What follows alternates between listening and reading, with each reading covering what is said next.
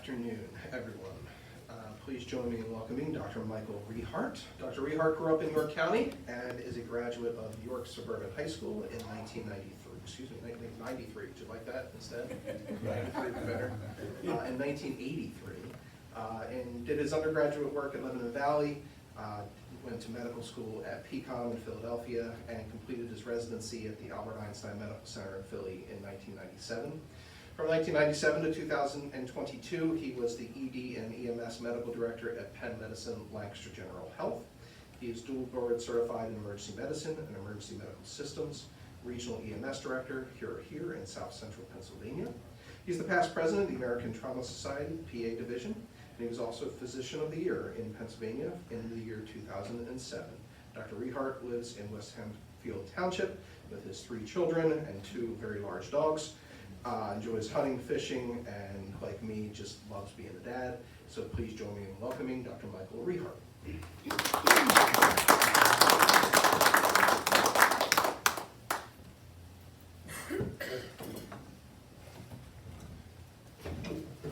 Well, now it's my turn. It's my turn to talk. So, anyhow, it's a real pleasure and honor to be here today, and really a culmination of years of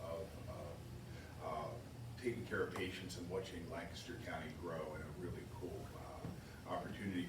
So, you know, I always like to prepare things a little bit, and so I'm like, I'm going to go talk to the Rotary. I better probably know a little bit about these guys.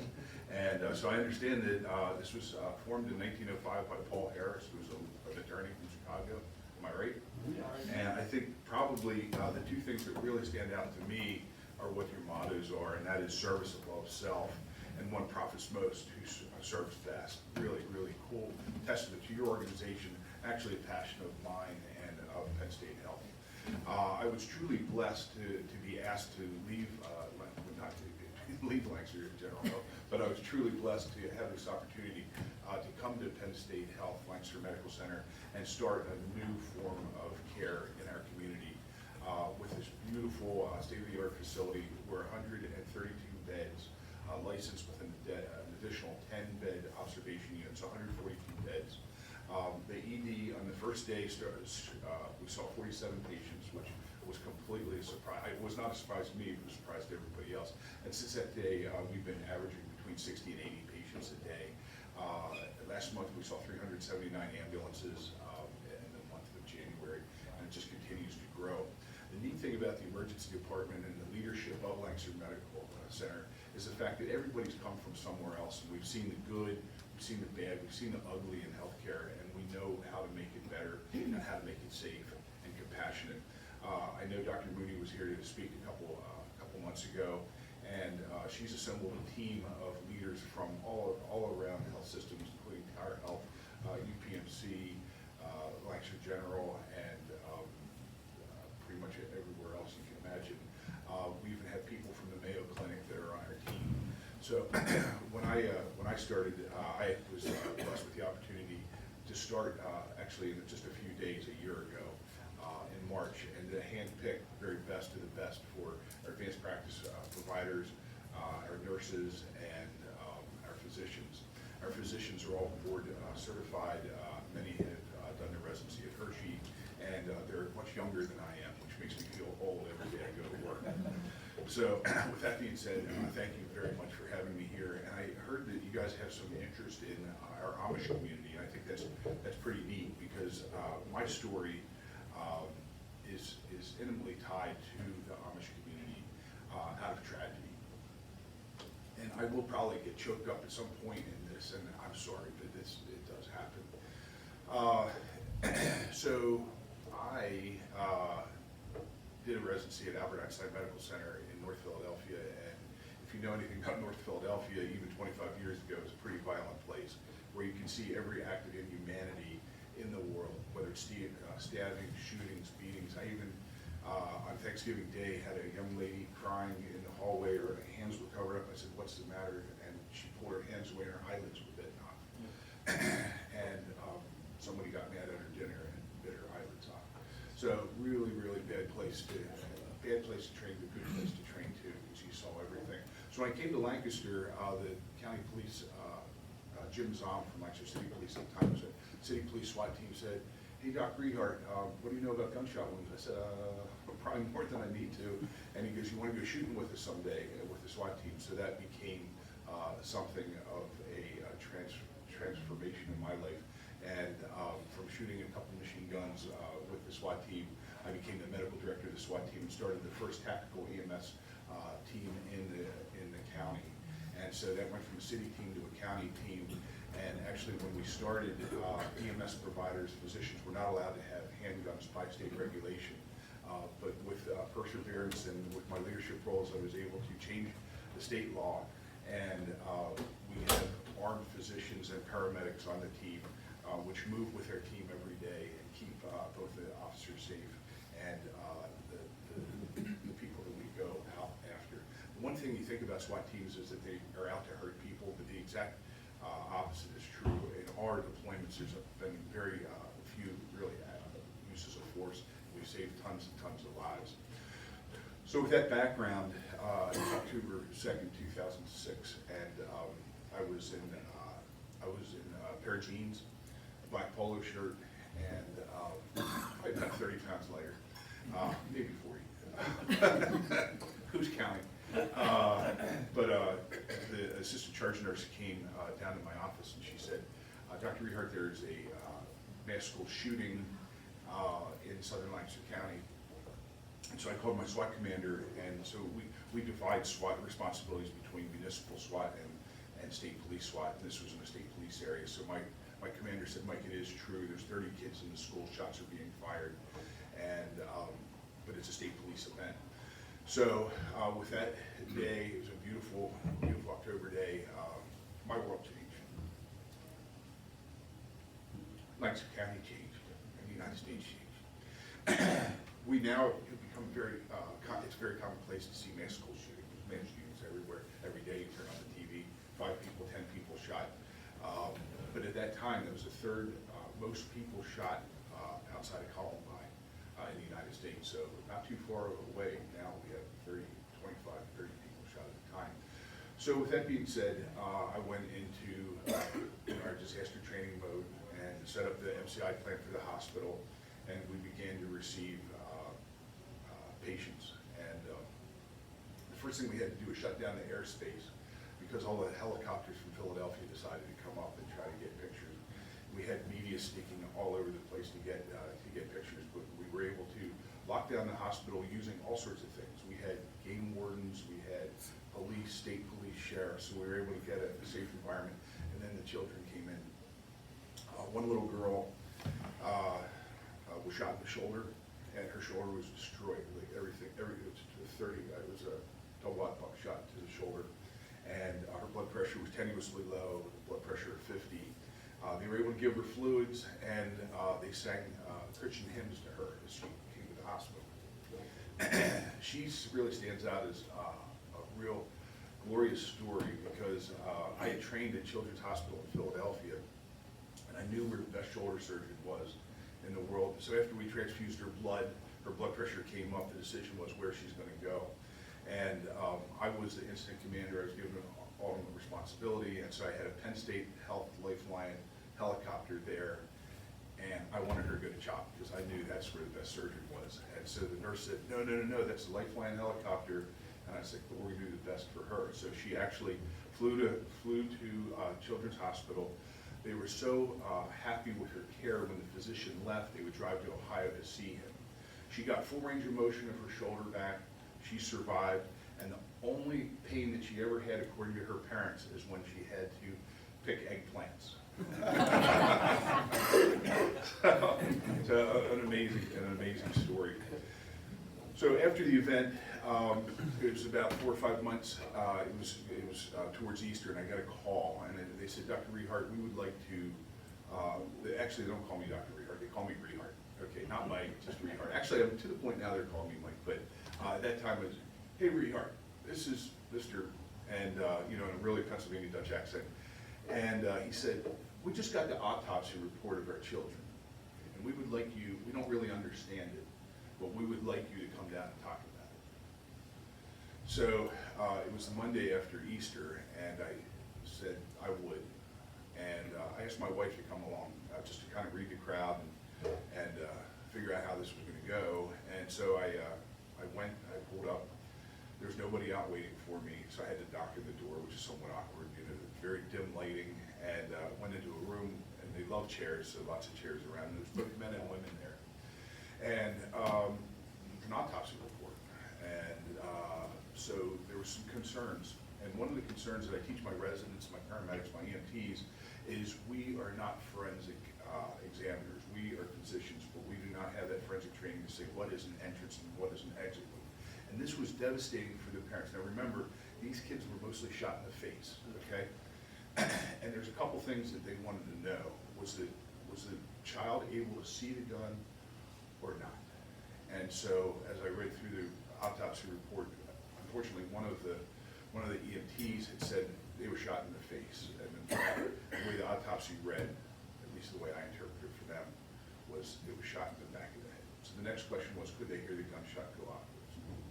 I didn't know how to answer that. And they said, why couldn't we say goodbye to our children? Because it became a crime scene. And they described how they prepared them for burial. And they said, do you think they could hear the guns go off? Do you think? And all of a sudden, you know, God acts in a really, really mysterious way. A couple misconceptions I had going to this meeting, and one is Amish kids were good, okay? Because they were little hellions with no parents around, running around that. All of a sudden, when I was kind of struggling with what I was going to tell the family, I heard this god-awful thud. And the cutest little girl comes down the stairs with a knot on her head that was the quality of any cartoon that we would see. And then I had my answer. And I said to the husbands and wives there, I said, have you guys ever been knocked out? To a T, every one of them been knocked out in their lifetime. And I said, when you were knocked out, could you hear anything? They said, no. And I said, your children couldn't hear you either. Thanks, guy. The other thing that I found was there's this concept that Amish do not love their children, or they kind of treat them as chattel or just another hand, you know, around the farm. There's nothing further from the truth. They grieve and they grieve and they love them so much. It's a different lifestyle. It's a lifestyle of the 1700s, 1800s. And so, you know, it's a rough environment, and with rough environment, rough things happen. But they absolutely do love their children. So fast forward to 20, say 15, 20, probably 2010. This tragedy grew into a conversation with the Amish. And so they became more comfortable to talk to me. And ultimately, as an emergency physician, I was seeing children. We were seeing both at Hershey and at LGH, kids about 4 to 6 years old, running around in a barn and falling through a hay hole. Does anybody know what a hay hole is? Okay, so maybe somebody's even fallen through a hay hole, I don't know. But if you don't know what a hay hole is, and I'm going to pass this picture around because this was just this summer. And let's see, where's my hay hole? There we go. So this is kind of why we do what we do. Just a little girl. We were on a farm, and one of the things that Lancaster Medical Center did is we took all our staff to an Amish farm and ate with them. And this poor little cat went everywhere with her, and we said, is that cat alive or dead? We don't know. But she loved that cat. So we can pass that around because it is a cute little picture. But this is what a hay hole is. And so this is a hay hole, and this is the cover that we decided. You did for see, we did last week.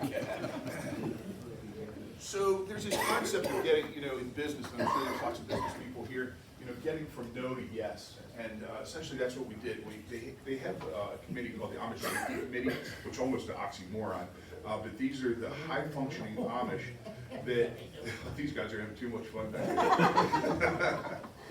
But these are the guys that interface with OSHA or any of the federal state regulators. And so we started meeting with them and said, hey, we see all these kids falling through hay holes. How can we stop it? And you know what they said? We've been playing in barns for 300 years. you are not gonna tell us not to play in barns. So I said, okay, that's good, it's great, I understand that, but when your child falls through that hay hole, they get really injured, but we want to play in barns. So then we said, well, you know, when you hit, and this is over a couple month period, when you hit your head, you can get headaches, you can get migraine headaches, you can get mental retardation, suicide, seizures, and they all start shuffling around in their chairs because they know people that have never been right since they fell through that hay hole. And then we talked about some of the medical economics of this, and every child that falls through a hay hole is about $150,000 hospitalization. And so again, as successful approximation, as we talk to them more and more, they realize, you know, probably should cover these hay holes. And so they're very bright people, and they're very competitive people. And so we actually engaged them and said, hey, who can make the best hay hole cover? And so there's a number of permutations, and the one I'm passing around now is made out of pipes and cargo netting. With our relationship with Penn State, we had that tested at their School of Agriculture and simulated a 60-pound kid drop from 10 feet into the net with 100% success.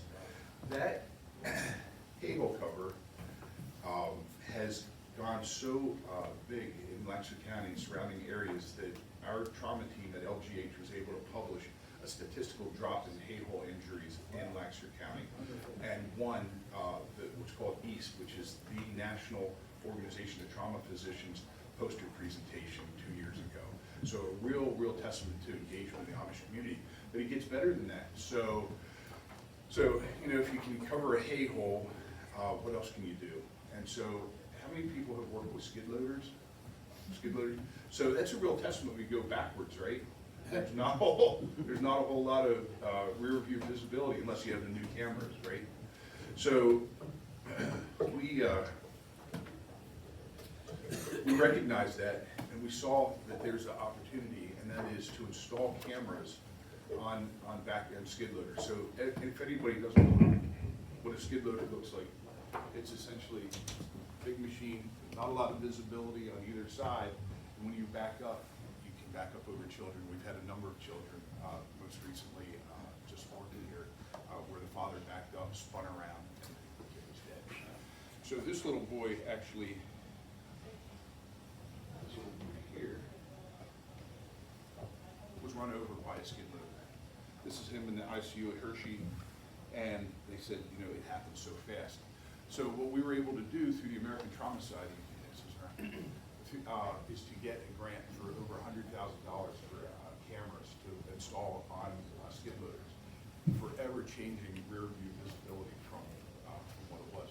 We now have over 300 deployed throughout Lancaster County and South Central Pennsylvania, and again, a testament from tragedy to triumph with our outreach. So there's more. Little kids, we see them all the time. It's dark out.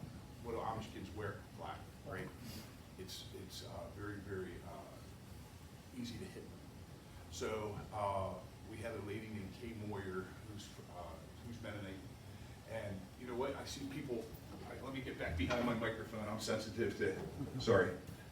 So little kids are all dressed in black, and they can't be seen at night. And so we said, hey, we should get reflective vests for the kids, but nobody in America made reflective vests for pediatrics at the time. It was just 15 years ago. There's none, but there's always a solution. We asked for donations from 3M, and they sent us reflective tape. We got the material, which is bright green, and we had some of the Plain Community nursing homes actually sew them. And we now have something where you'll see children all over the place in little green vests, and they're now commercially made. So again, just a testament to tragedy.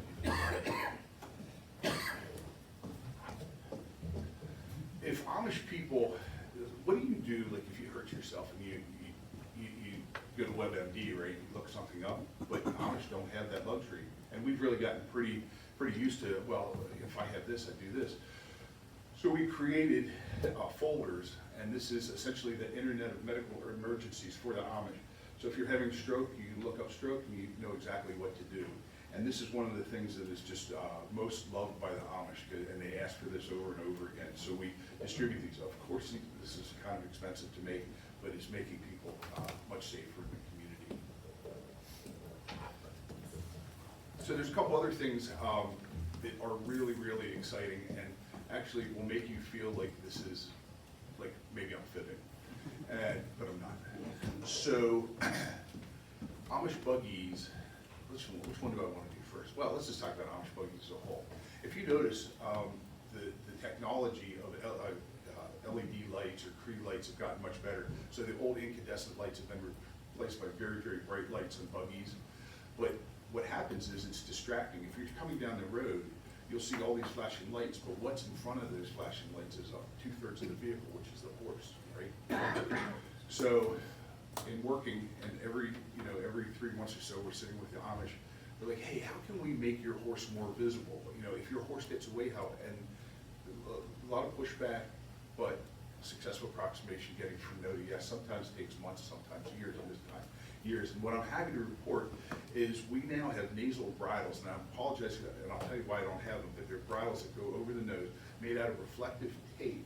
This reflective tape, when we first did the stuff 15 years ago, was bright green, right? Well, the Amish saw this, they didn't want bright green in the horse, right?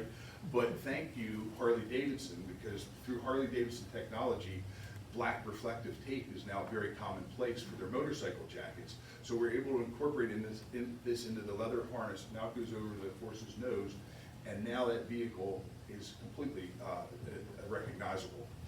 The other thing that is pretty cool about that is at our last meeting, Yoni's Harness Shop, who makes these, has decided to no longer create any harnesses without reflective material. Complete change, 360 degrees in the Amish community. These little bridles cost $7 to $10 to completely change visibility. And right now, the reason I don't have them is I gave them to Penn State, and they're testing them on their test track to make sure they're perfectly visible. And tomorrow we will be giving away 100 of them at Whitmer Fire Company. Game changer, complete game changer in the community. And then the last thing is something that is really, really surreal, and that is car seats. I have a frustration with car seats. I know this gets tape recorded, but you're supposed to throw out your car seat, and nobody can ever use that car seat again. You know what I do? I take that, because there's people that can't afford car seats. They're expensive, and I live in West Hempfield. I put it out right along the road on an off trash day, and guess what? They disappear all the time. Boom, I've never had one not disappear. So it's better than no car seat than a car seat, right? So Amish carry their kids around in car seats. And so we started working with Robson Forensics down in Lancaster, which is a accident reconstruction forensic team. And we had to make a decision, does that car seat need to stay in the buggy or get away from the buggy? And so through a bunch of physics calculations, we realized that kid in that car seat needs to get away from the buggy. So when the impact hits, out goes the buggy, and it goes to the car seat. But what's the problem with the car seat? The front of it is flat. We want it to tumble and dissipate that force like football. So again, God in action. We have a guy named Sean Safford, who was chief of pediatric trauma surgery. He joins our team, and Sean says, he calls me up and he goes, Mike, I have these two mechanical engineering students looking for a capstone project. And we talked about, we put a airbag on a car seat for an Amish buggy, honest to God. So these guys are capstone project, over goes the thing, on impact as the car seat goes flying out, the airbags deploy, and then the little car seat rolls and rolls and rolls. The cost is between $75 and $100 per car seat. The other cool thing about it is it says explicitly on the directions of the car seat, you cannot modify or change this. This is to be used in a motor vehicle. Well, we're using a horse and buggy, so everything's up for grabs. Then the last part of this, and the coolest part of this, is Graco. Graco found out about it, and they are actually looking at prototypes of airbags for the Amish community. And then this extrapolates not just from Lancaster County Amish, but to the third world, where we have little kids riding the back of the scooter in Haiti or where else. So these are the things that we do here in Lancaster. There's a force multiplier for really the benefit of not just Lancaster County, but the entire world. So with that, I think I probably talked enough. But people do ask me one other question. Usually that's my most common question. And that is it like ER on TV? And I say, you know, sometimes it is, and sometimes it really is even worse than that. But the one thing that doesn't happen is all those romantic interludes after that hot stress. It would be really tough in marriages. Yes, sir. I'm a retired paramedic, and I ran out of Lancaster County. Actually, I ran out of Osceola County Hospital DR. And we covered 95% of the Amish community. Back when we first started ALS in Lancaster County, there was a huge disagreement with the Amish and allowing them to, they'd call for an ambulance, but they did not want advanced life support done on the person. One particular call was for an electrocution, and you had to put electric in the barn for the milk storage. And the electrician and the Amish had both got electrocuted at the same time. And when we got there, there was a group of about 10 Amishmen standing around praying for the Amishman that was found. And they said, he's dead, go work on him. Okay. Well, in actuality, we probably had a better chance of saving the Amishman than we did the other guy. But that's kind of like the oddball, you know. Have they come around a little bit? To advanced life support, yeah, they've been very open to advanced life support. They often will want to look for alternate means to get there before they call, so we know when we show up to see somebody that's Amish, you're probably hurt pretty bad. But the big pushback right now is helicopters. A helicopter can cost about $500 a nautical mile, so you can do the math there. And right now we have, we're really blessed with Lifeline. Lifeline is a not-for-profit helicopter, and so their fees are much less than some for-profit helicopters. And so far, Lancaster County's been very lucky to not have for-profit helicopters there, but the difference in price between a for-profit and not-for-profit would be about $50,000 a flight, whereas Lifeline would be somewhere around $17,000 a flight. So there is a little pushback still with helicopters, and we've tried to restrict that as much as we can for them. Yes, sir. So you had to deploy a little bit of change management in getting buy-in, I guess, with the Amish. I mean, you talked about the hay holes, and then when you brought up the economics of it, and that there was a cost to this, and the light bulb went on. How much have you recognized that the approach in getting the Amish to maybe change something is important, or? Yeah, it's a great question, and it is. It's a unique environment because what you don't want to do is preach. You don't want to prejudge. You want to just present the facts, and they're very data driven. Let me tell you a story about COVID. So COVID hit, and they were not going to get vaccinated, and this is the very height of COVID, and we're right around Easter. And so for the first time, I think, what was the big flu outbreak of 1929? It was the first time that Amish canceled church since 1929, when the first thing of COVID hit. But then as we were approaching Easter, they decided to come back to go to church. So I went out to Kinzer's, where there's a huge store there, and one of their bishops was there, and I asked him, could you consider not going back to church? And it's the bishops really decide who does this and who doesn't. And I gave him all the information, and they love to sing. And so that's a super spreader event with singing indoors. So I gave him all the information. He wasn't particularly pleasant. And I gave him the stuff, and he goes, thank you, little round glasses, and that was it. What I found was 3 days later, they canceled church for 2 more weeks. And so they used the data, non-judgmental. I didn't say you have to. I said, just take a look at it. They did. So in gratitude to him, about 3 weeks later, I went back, brought hand sanitizer, and I said, is the bishop here? And he said, no. I said, when will he be back? He said, he's dead. He got COVID. So anyhow, yeah, it's just really, really powerful. Any other questions? So that answers it. Yeah. Yes, ma'am. How many people from the Amish developed COVID? I don't think we'll ever know that number. But it's kind of interesting, their perspective, and their perspective was very, very centered around their faith, and their faith in a higher being, a better place to go, and the love of family. And repeatedly, I would hear from them, I was born in this house, I've been loved in this house, and I'm going to die with the people that love me. And when hospitals restricted the visitation, that was a no-go for many Amish people, and they stayed home and they passed away. One thing you said that years ago I learned is that the Amish as a group are very smart. Don't ever underestimate how smart they are. I mean, I've had several of us clients, and I remember years ago going to a meeting when BlackBerries were fairly new. And I was struggling with it, and one of the Amish guys says, "Here, give it to me." He proceeds to give me a lesson on how to use my BlackBerry, and I was just amazed. And it just kind of at the time told me that they know a lot more than maybe we think. They know about a lot of things that we don't even think they deal with.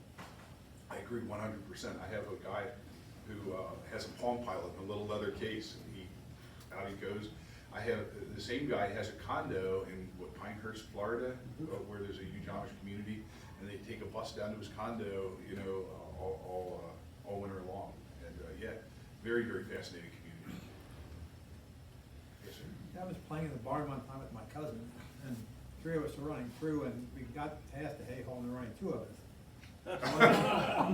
The one in the middle fell down, and we looked down, he wasn't there. We went around into the barn and looked, and there he was. And he said, once he fell down, he landed in the hay, Oh, which was good. I looked up, and there was a bull. The bull scared him, and he just fell down. He was okay. that would scare me too. This is not a question, but for years I worked at Hershey with the transplant department, and you can tell in different families.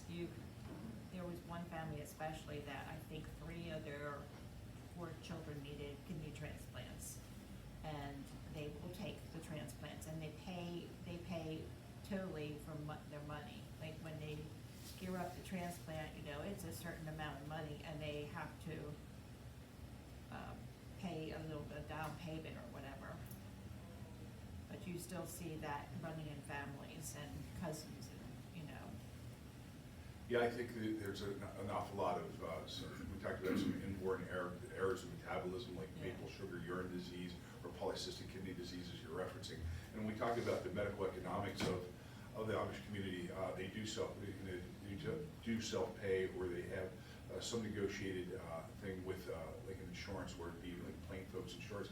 Because it's really weird, at least in my world, I can't discount a bill to anybody, because if I do, then Medicare or Medicaid's going to say, why aren't you discounting to me?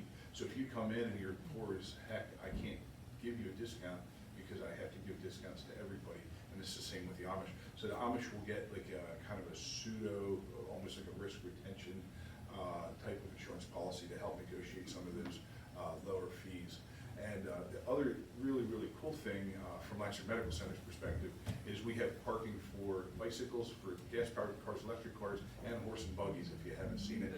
And we had the Amish guy that his name's John Stoltzfuss, and he's from Spooky Nook Greenhouse, and he brought his little buggy down and told us, hey, you need to fix this. The horses won't tie up correctly here. I also learned that I had a bucket of water for the horse. That horse didn't want to drink, and he said, horses don't have to drink, so you can lead a horse, but they don't have to drink. But you can't squirt them down, and so we have a hose there to cool them down there, so it's pretty cool. But then about 2 weeks ago, we brought the entire Amish community to Lancaster Medical Center. When I say the entire, the leaders, they brought their accountants, the safety committee, the steering committee, and we broke bread together. We had pizza, and if you ask an Amish guy what they want on their pizza, the answer is meat lovers. I said, what do you want? He goes, well, meat lovers is good, and then how about one with pepperoni, ham, sausage? Wait, that's also a meat lover. Yeah. And one scrapple. Well, I say, yeah, scrapple with the other thing. They love ham loaf, I know that. Yes, sir. I Are you seeing the same kind of percentages of usage at your hospital as with the Amish and the rest of the population?